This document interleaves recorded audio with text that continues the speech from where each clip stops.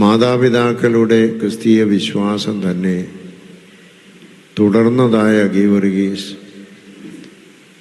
പ്രാർത്ഥനയിലും നോമ്പിലും ഉപവാസത്തിലുമൊക്കെ ശക്തി പ്രാപിച്ചു. 17-ാമത്തെ വയസ്സിൽ അദ്ദേഹം നിർബന്ധിതമായിട്ടും റോമാ സൈന്യത്തിൽ ചേർന്ന് സൈന്യസേവനം നടത്തേണ്ടി വന്നു.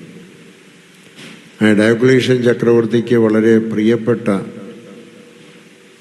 ഒരു പട്ടാള മേധാവിയുടെ മകനായിരുന്നതുകൊണ്ട് അദ്ദേഹത്തെ ചക്രവർത്തിയുടെ പേഴ്സണൽ ഗാർഡിൽ ഉൾപ്പെടുത്തുകയാണ് ചെയ്തത്. പ്രത്യേകമായ ദൗത്യം അന്ന് റോമാ സാമ്രാജ്യം പിടിച്ചടക്കിയിരുന്ന എല്ലാ രാജ്യങ്ങളിലും ചെന്ന് അവിടെയൊക്കെയുള്ള റോമാ സാമ്രാജ്യത്തിലെ പടയാളികളുടെ സുഖസൗകര്യങ്ങൾ അന്വേഷിച്ച് തിരിച്ച് റിപ്പോർട്ട് ചെയ്യുക എന്നുള്ളതാണ്. അങ്ങനെ ഗീവർഗീസ് സഹദ പലസ്തീൻ നാടിൻ്റെ ചുമതലയുണ്ടായിരുന്നുകൊണ്ട് അദ്ദേഹം പലസ്തീൻ നാട്ടിൽ ഓരോരുത്തടത്തും കുതിരപ്പുറത്ത് യാത്ര ചെയ്ത് പട്ടാള ക്യാമ്പുകൾ സന്ദർശിക്കുക. അങ്ങനെ ഒരു ദിവസം പട്ടാള ക്യാമ്പ് സന്ദർശിക്കാൻ പോയപ്പോഴാണ് തൻ്റെ ജന്മസ്ഥലമായ ലിദായിക്ക് അടുത്തുള്ള സെലേന്യ എന്നൊരു ഗ്രാമത്തിൽ വഴിയരികിൽ കുറേ ആളുകൾ നിന്ന് കരയുന്നത് കണ്ടത്. എന്താണ് കാരണമെന്ന് അന്വേഷിച്ചപ്പോൾ അവിടെ താഴ്വാരത്തിൽ ചതുപ്പ് നിലത്ത് ഒരു വലിയ മൃഗം വന്ന് ഇരിക്കുന്നു. ഇവർക്ക് വെള്ളം കോരാനുള്ളതായ ചതുപ്പ് നിലത്ത് അത് വന്ന് കിടക്കുന്നതുകൊണ്ട് വെള്ളം കോരാൻ സാധിക്കുന്നില്ല. ഭീമാകാരനായിരുന്ന ആ മൃഗം തൻ്റെ വായിൽ നിന്ന് ഉച്ഛ്വസിക്കുന്ന വിഷവായു കൊണ്ടാണ് ഇരകളെ പിടിച്ചുകൊണ്ടിരുന്നത്. അതുകൊണ്ട് ആർക്കും അടുത്ത് ചെല്ലുവാനായിട്ട് സാധിച്ചിരുന്നില്ല.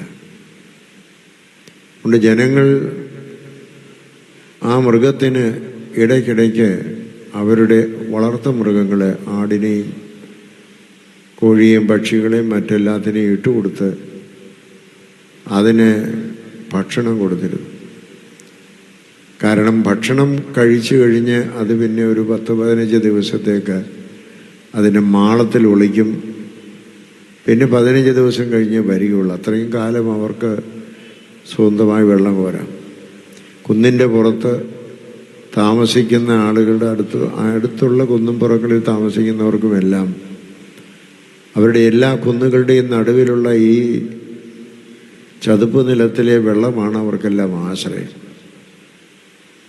അങ്ങനെ വളർത്തുമൃഗങ്ങളെല്ലാം തീർന്നു കഴിഞ്ഞപ്പോൾ അവർ തങ്ങളുടെ കുഞ്ഞുങ്ങളെ ഇട്ടുകൊടുക്കാൻ തുടങ്ങി.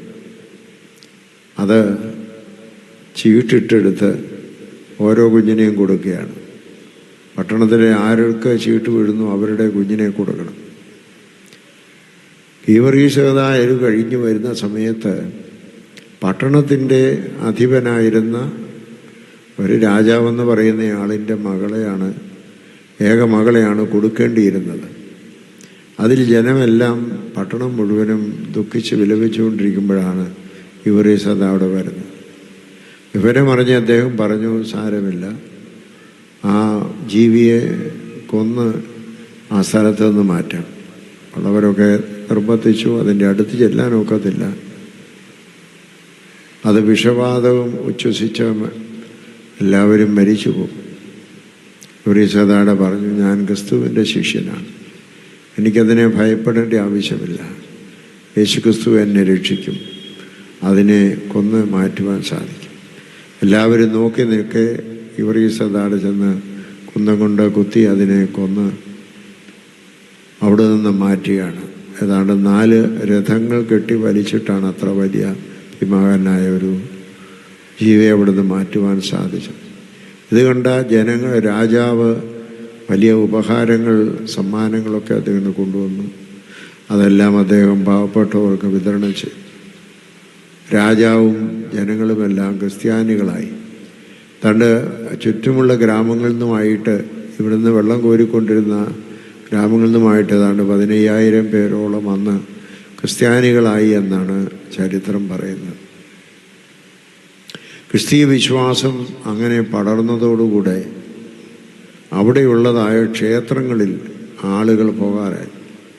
ക്ഷേത്രത്തിൽ സൂര്യഭഗവാനെ വന്ദിക്കുന്ന, ബലി അർപ്പിക്കുന്ന ക്ഷേത്രമാണ്.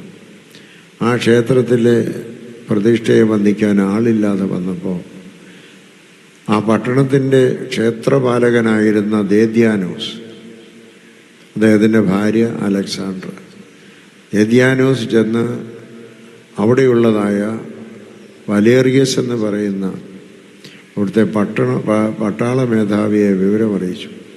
ഞങ്ങളുടെ ക്ഷേത്രത്തിൽ ആളുകൾ വരാതായി. ഗീവറീസയുടെ പുറകെ പോയി. വലേറിയസ് ഡയോക്ലീഷ്യനെ അറിയിച്ചപ്പോൾ ഡയോക്ലീഷ്യൻ പറഞ്ഞു, എനിക്ക് പ്രിയപ്പെട്ട ഒരു പട്ടാളക്കാരനാണ്, പക്ഷേ ക്രിസ്ത്യാനിയാണെങ്കിൽ അവനെ പീഡിപ്പിച്ച് ക്രിസ്ത്യ വിശ്വാസം തള്ളിപ്പറയിക്കണം, കൊല്ലരുതെന്ന് പറഞ്ഞു. അങ്ങനെ പല വർഷങ്ങളായി ഗീവറീസതായ ഓരോ സമയത്തും ഓരോ പീഡകൾ ഏർപ്പെടുത്തി. അനേകം പീഡകൾ ഏറ്റുവെങ്കിലും വർഷങ്ങൾ കഴിഞ്ഞിട്ടും അദ്ദേഹം ക്രിസ്ത്യവിശ്വാസം തള്ളിപ്പറഞ്ഞില്ല. തലകീഴായി കെട്ടിത്തൂക്കി അടിച്ചു.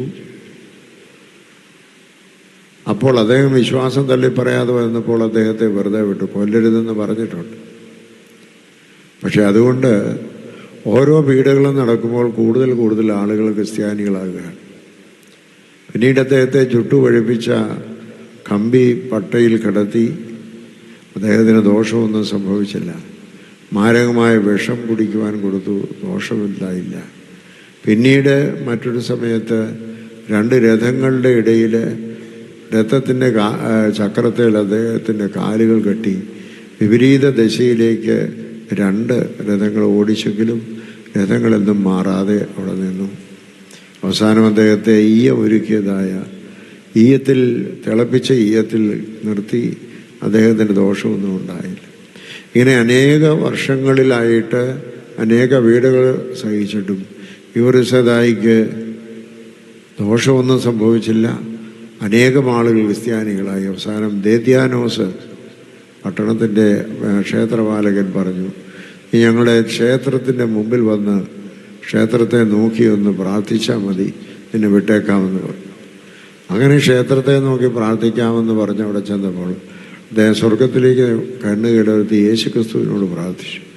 പ്രാർത്ഥിച്ചതായ സമയത്ത് ആകാശത്ത് നിന്ന് തീയിറങ്ങി ആ ക്ഷേത്രവും അവിടെ കൂടി നിന്ന് എല്ലാവരെയും ദഹിപ്പിച്ചു കളഞ്ഞു. ഇത് കണ്ട ദേദ്യാനോസിൻ്റെ ഭാര്യ അലക്സാണ്ട്ര, ഞാനും ക്രിസ്ത്യാനിയാകുക എന്ന് പറഞ്ഞു.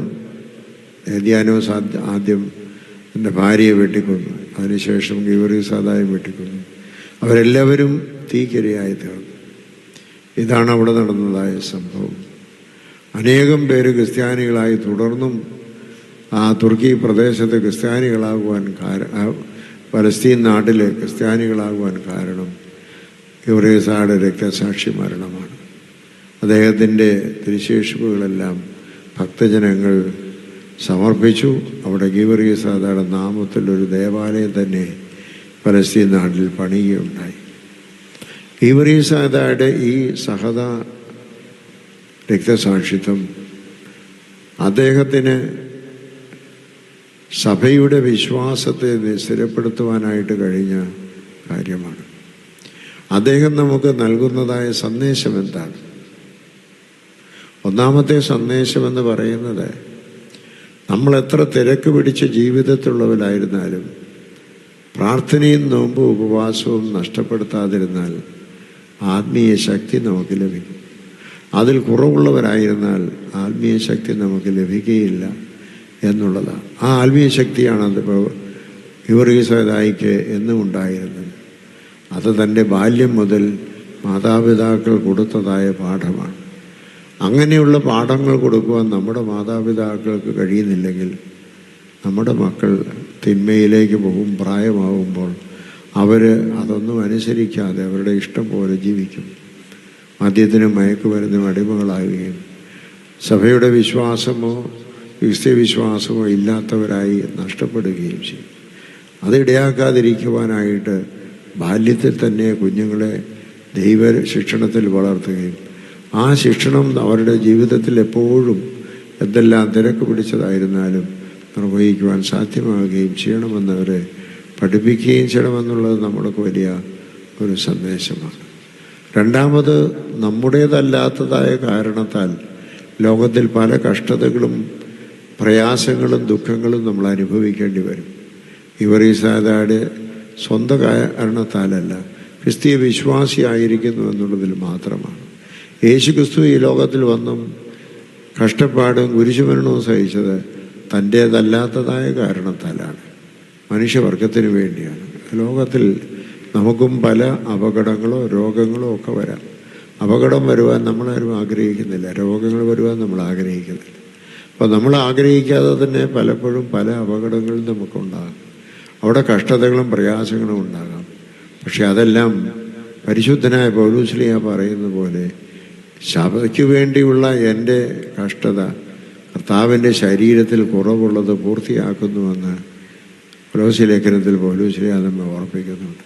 അപ്പോൾ നമ്മുടെ കഷ്ടത കർത്താവിൻ്റെ കഷ്ടതയോട് അനുരൂപമായി തീരുന്നതാണ് എന്ന് വിശ്വസിക്കുവാൻ നമുക്ക് കഴിയണം. നിർദോഷമായ കഷ്ടതകൾ, നമ്മൾ തെറ്റ് ചെയ്തിട്ടുള്ളതായ അടികളേൽക്കുകയാണെങ്കിൽ അതല്ല, നേരെ മറിച്ച് നമ്മൾ ഒരു തെറ്റും ചെയ്യാതെ പലതരത്തിലുള്ള ആരോപണങ്ങളോ അപമാനങ്ങളോ അതുപോലെ അപകടങ്ങളോ രോഗങ്ങളോ വന്നാൽ നാം ഭയപ്പെടേണ്ട. ക്രിസ്തുവിൻ്റെ കഷ്ടാനുഭവത്തിൽ നമ്മളും പങ്കുള്ളവരാകുന്നു എന്ന് മാത്രം ഓർത്തില്ല. മൂന്നാമതായിട്ട് നമ്മൾ ഓർക്കേണ്ടത്, ഈവറീസദാ കഷ്ടത അനുഭവിച്ചത് വെറുതെയല്ല. തനിക്ക് വേണമെങ്കിൽ ഇവിടുന്ന് മാറിപ്പോകാമായിരുന്നു. എന്നാൽ കർത്താവിൻ്റെ പിൻഗാമിയായിരിക്കുന്നവൻ കർത്താവിൻ്റെ ക്രൂശ് എടുത്തവനെ അനുഗമിക്കണമെന്ന് കർത്താവ് പഠിപ്പിക്കുന്നുണ്ട്. അതെന്തിനു വേണ്ടിയാണ്? ആ ക്രൂശ് തേജസ്സിൻ്റെ വാടാത്ത കിരീടം പ്രാപിക്കുന്നതിനാണ്. അതാണ് പത്രോസ്ലീഹായുടെ 1-ാം ലേഖനത്തിൽ പറയുന്നത്, വാട്ടം മാലിന്യം ഒന്നുമില്ലാത്ത തേജസ്സിൻ്റെ കിരീടം. അത് പരീക്ഷ സഹിക്കുന്ന മനുഷ്യനാണ് കിട്ടുന്നതെന്ന് യാക്കോബ് ശ്ലീഹായും പറയുന്നു.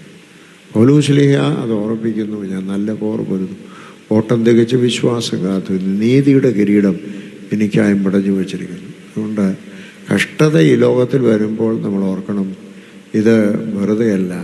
നമ്മുടെ കുറ്റം കൊണ്ടല്ലാത്തതായ കഷ്ടതകൾ അനുഭവിക്കേണ്ടി വരുമ്പോൾ ദൈവരാജ്യത്തിൽ പ്രാപിക്കാനുള്ള കിരീടത്തിൻ്റെ ഉറപ്പ് എനിക്ക് കിട്ടുന്നതാണ് ഈ കഷ്ടത എന്നുള്ള ആ ഉറപ്പാണ് ഗിവറീസദായ കഷ്ടതകൾ അനുഭവിക്കുവാൻ തയ്യാറാക്കിയത് എന്ന് നാം ഓർക്കണം. അതുകൊണ്ട് ജീവിതത്തിൽ ക്രിസ്തുവിൻ്റെ മാർഗത്തിൽ ചരിക്കുന്നവരായി നമുക്ക് കഷ്ടതകളും ദുഃഖങ്ങളും പ്രയാസങ്ങളും രോഗങ്ങളും അപകടങ്ങളും ഒക്കെ ഉണ്ടാവാം.